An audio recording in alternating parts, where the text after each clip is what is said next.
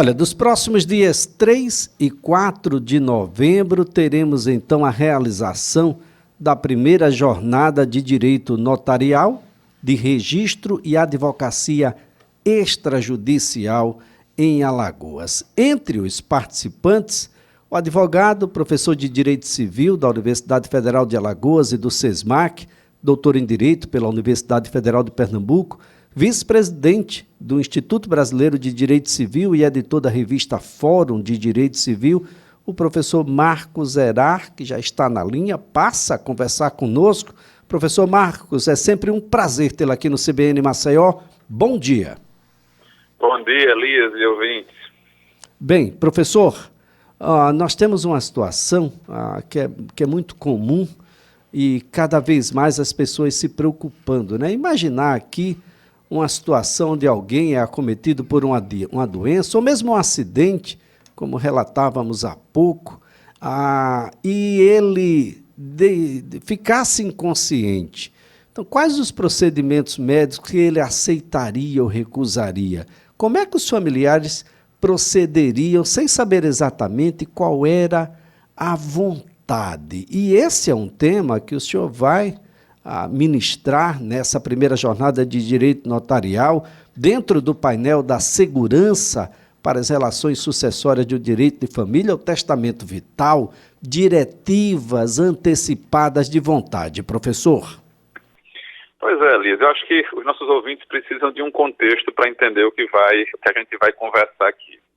Eu acho que o primeiro ponto é a gente chamar a atenção que todos nós temos o direito de decidir o modo como nós preferimos viver.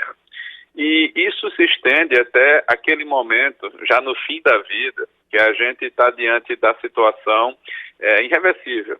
A doença é terminal, não há mais nada que a medicina possa oferecer, a não ser o que se costuma chamar, Elias, de obstinação terapêutica. Ou seja, o tratamento não é destinado à cura, o tratamento é destinado apenas ao prolongamento, tá, da vida do indivíduo. E muitas vezes, Elias, um prolongamento sofrido, porque o tratamento disponível nesses momentos são tratamentos que afastam a pessoa dos seus parentes, a pessoa fica, às vezes, em coma induzido. E aí, nesse ponto, Elias, a gente tem um conflito. Qual é o conflito?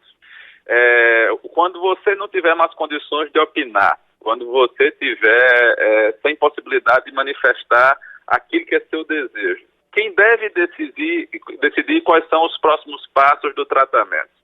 Essa é uma decisão que compete ao médico, essa é uma decisão que compete aos parentes e, mais importante, se você tivesse manifestado anteriormente a esse momento, o que é que prevalece? O seu desejo ou a vontade dos seus parentes?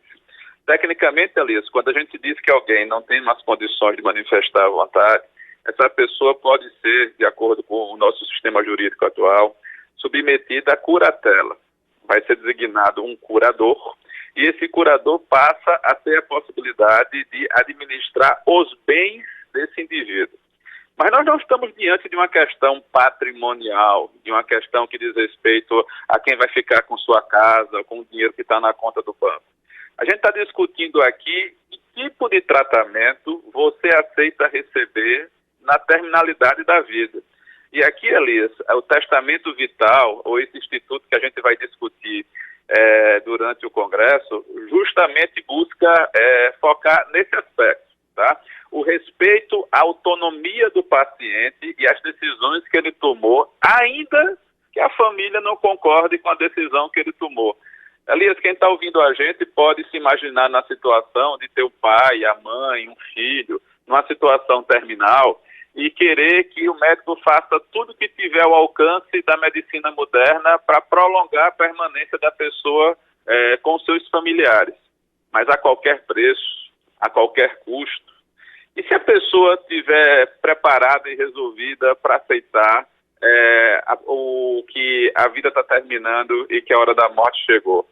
Será que a gente vai fazer com que os desejos da família ultrapassem aquilo que o paciente está pensando para ele? Eu acredito que não. E esses instrumentos como o testamento vital, que são largamente utilizados em países europeus, no sistema norte-americano, começam a ser discutidos aqui no Brasil, especificamente no que diz respeito à sua formalização. Será que eu preciso fazer isso no cartório? Será que eu posso fazer isso no consultório do médico? Quais são os requisitos desse documento? É nessa linha que a gente pretende discutir durante o Congresso, meu amigo. Agora, professor, é diferente essa diretiva antecipada de vontade, esse testamento vital, do testamento que as pessoas fazem para as outras coisas e que asseguram isso por meio do extrajudicial nos cartórios? Veja só, quando a gente usa a expressão testamento, a gente está em vida explicando qual é o nosso desejo em relação ao nosso patrimônio para depois da morte. O testamento busca garantir o cumprimento da última vontade do falecido. Quando a gente fala de testamento vital, o termo é muito mal empregado. Eu prefiro falar de diretivas antecipadas de vontade. E deixa eu te explicar por quê. Uma DAV, uma diretiva antecipada de vontade, ela vai ter efeito enquanto você ainda está vivo, não depois da morte. Mas ela vai ter efeito no momento onde você já não tem mais condições de manifestar a sua vontade. E ali, isso é um assunto bem delicado e precisa ser conversado e discutido em casa e com os profissionais da medicina, pelo seguinte: imagine que alguém aos 35, 40 anos recebe diagnóstico de uma doença degenerativa. Essa doença não tem cura. Se você for pesquisar ou perguntar ao seu médico, você vai saber exatamente o que vai acontecer nos seus últimos dias de vida. E aí você também pode ter acesso a que tipo de tratamentos estão disponíveis para você. Imagina que você prefere não ser entubado. Imagina que você prefere não ser reanimado, caso você tenha uma parada respiratória. E alguns que estão ouvindo podem dizer assim: poxa, Marcos, você está soando como se estivesse admitindo eutanásia. Não, não é o caso. Eu não estou querendo abreviar a vida da pessoa para a pessoa ir embora mais cedo. Eu só estou dizendo que se a pessoa assim desejar, quando a hora da morte chegar, ela vai acontecer naturalmente, sem nenhuma interferência médica que vai prorrogar esse momento sem nenhuma perspectiva de cura no futuro. É como se você estivesse tentando adiar o inadiável. É aqui que a gente tem que focar o raciocínio. As diretivas antecipadas de vontade são informadas aos parentes, aos profissionais da medicina, justamente antes que esse momento aconteça, para que o paciente possa exercer na plenitude a sua autonomia.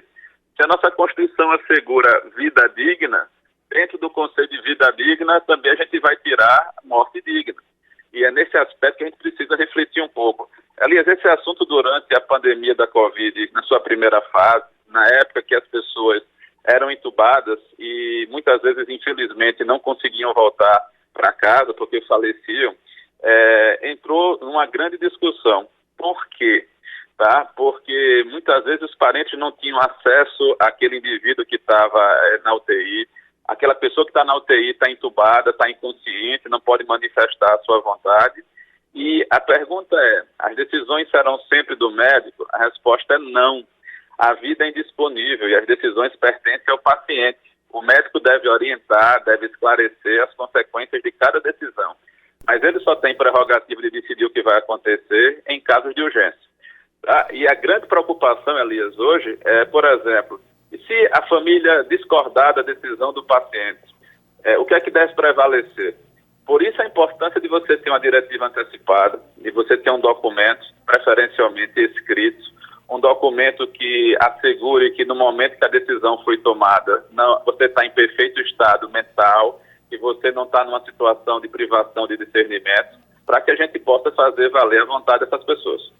Bem, professor, o senhor falava em indisponibilidade da vida. Essa indisponibilidade se estende à vida da própria pessoa que está com a diretiva antecipada de vontade sendo manifestada? Há limites nessa vontade?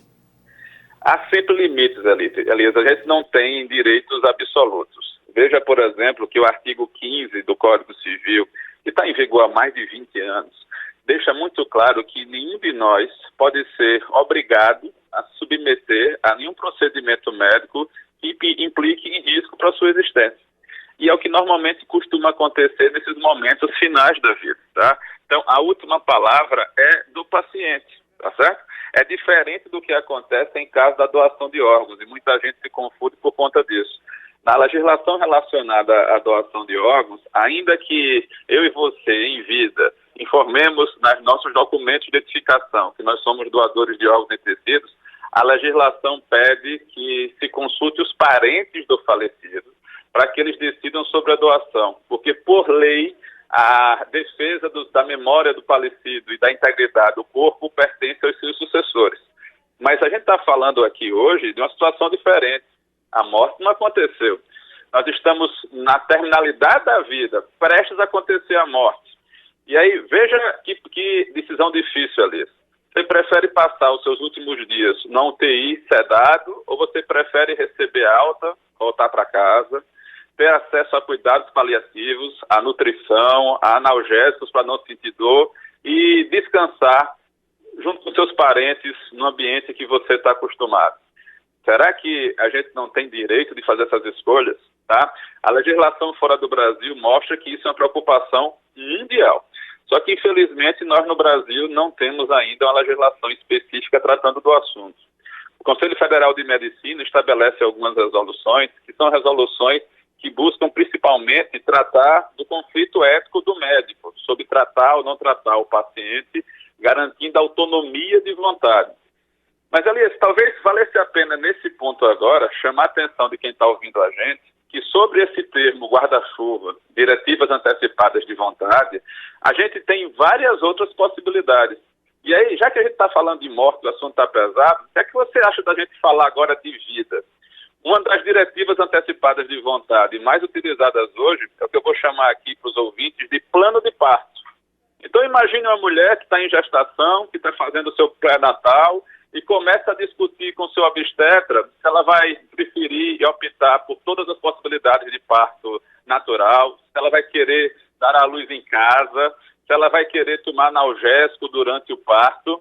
E hoje a gente tem muita preocupação com o que se chama de violência obstétrica, ou seja, decisões tomadas por profissionais da medicina que infelizmente às vezes desconsideram as vontades e os desejos daquela mulher parturiente. E nesse aspecto, Elias, as diretivas antecipadas de vontade vêm justamente para que, antes do momento do parto, a paciente possa ser esclarecida de todas as possibilidades de tratamento disponíveis para que ela possa fazer a escolha. Não o marido, o companheiro, a companheira, o médico ou outro profissional do hospital. A decisão vai ser prioritariamente do paciente. E por que isso é importante? Porque muitas vezes o parto complica. É necessário fazer intervenções, a paciente vai estar submetida à anestesia e muitas vezes naquele momento do parto ela não vai ter condições de opinar.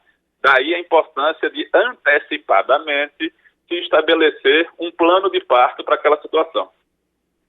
Bastante delicada, né, professor, a discussão, porque aí alguém pode acender e a criança que ali está e que ainda não nasceu.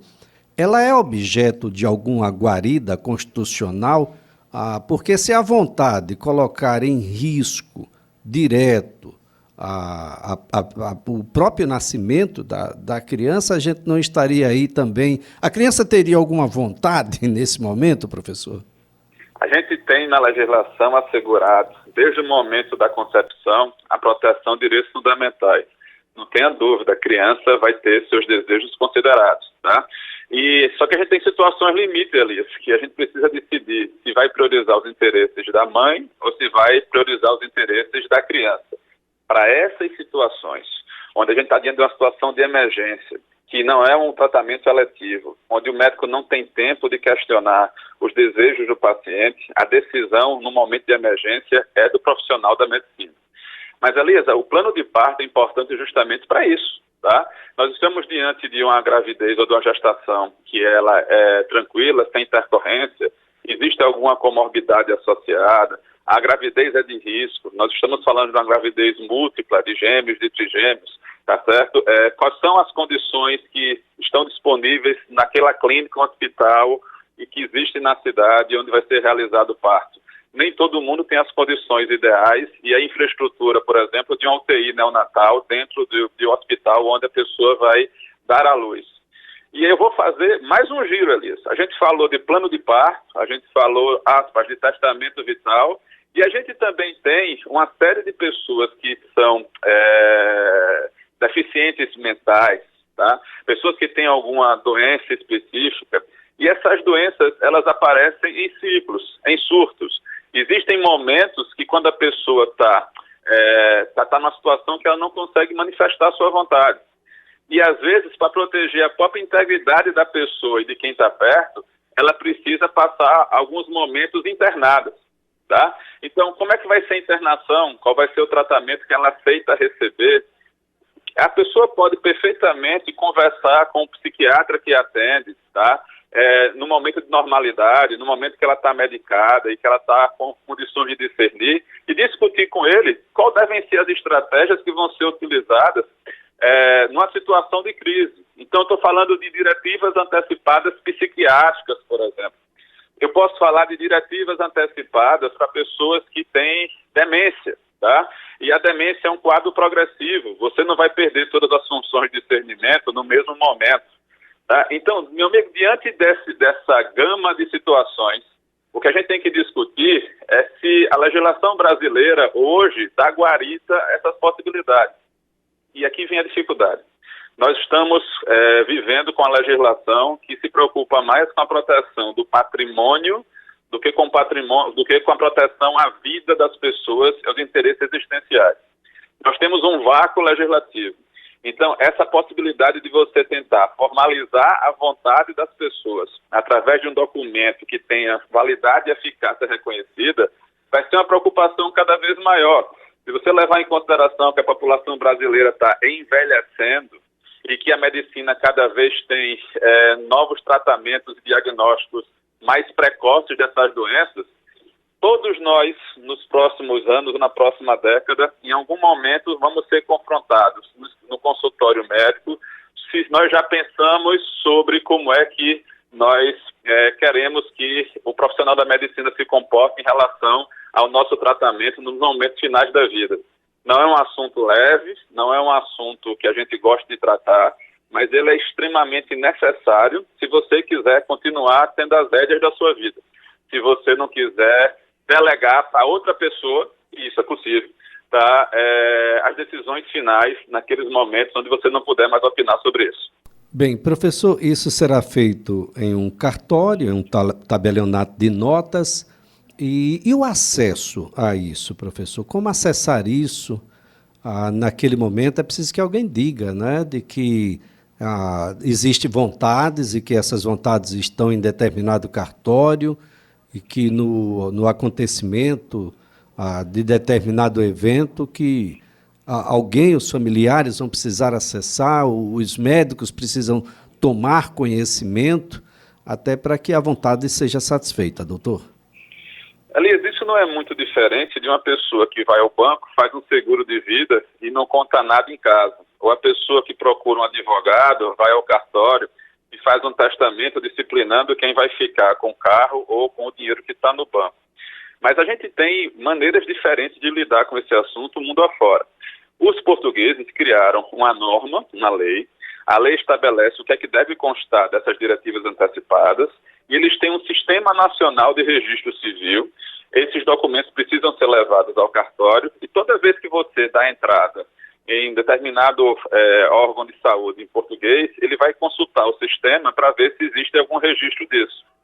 Os norte-americanos não exigem o registro no equivalente a um cartório. Você, quando está em qualquer clínica ou hospital e vai fazer a primeira consulta, aquela anamnese, aquela entrevista inicial do médico, junto com os seus dados pessoais, junto com as informações dos medicamentos que você toma, do seu grupo sanguíneo, existem perguntas sobre diretivas antecipadas de vontade.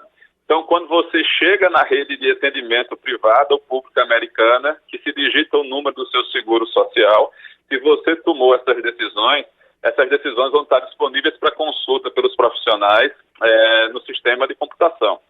Mas, Elias, como a gente não tem lei tratando do assunto, nada impede que você registre essas diretivas antecipadas no próprio prontuário médico, no consultório do médico que lhe acompanha. ou na hora da internação no hospital, tá? Perfeito, então, professor. o que é que acontece hoje? A gente tem vários caminhos, e que a gente precisa discutir quais são os mais seguros e quais são os mais convenientes dentro da realidade de cada caso concreto. Muito obrigado, professor Marcos Zerrar.